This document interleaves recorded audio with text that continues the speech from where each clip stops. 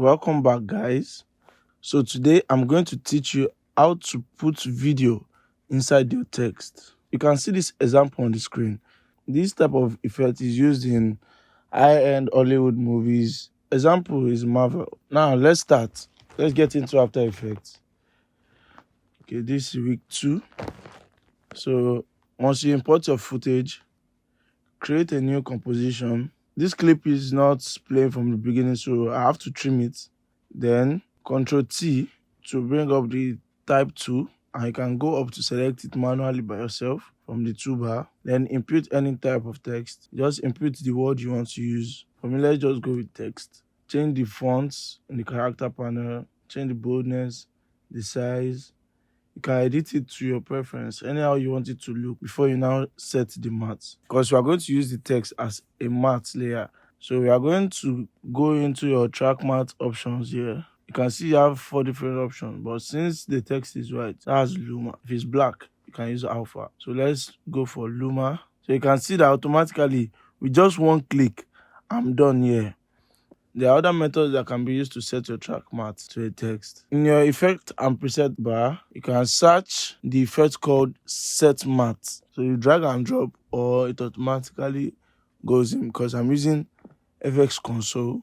So now that we've added the set matte, you are going to see take matte from layer. So you are going to take the matte of the text. So you set the matte layer to number 1, which is the text. So use the matte for alpha channel. If you want to invert it, it's going to show around the text but not inside the text. And that way you can use it to create other type of mood and vibes. There are also different matte methods. We have different matte, track matte, and all sorts that we'll not go into today. In the next videos, I'll show you what those different matte options are used for. So we'll talk about matte all day. So in case you don't see the track matte option, look toward the left bottom inside After Effects. You see different options there. So you click the track matte option, then tab expands, then you see your track matte, then you apply it to your text. See, as it's inverted here, it's showing everything except the text. So back to the video, you set your matte to layer 1, use matte for alpha. So you can see that it didn't show in time, but now let's off the eye. Now it's showing. Can you see the result now? So if you invert it, this is how it looks, but we don't want it to be this way, except you want to put a video underneath just to create a vibe. See, as I added the black solid, you can see that the text is black. This same thing goes with any other video. Let's look at this one too and put it under. You can see that automatically it's showing the footage is missing. That's why you can see this TV type of effect. But if you add a video from your end, definitely it's going to appear underneath, because the layer is transparent already and you inverted the mask of the alpha you want to use. So the whole place is empty and it gives you room to add videos or overlay under the text.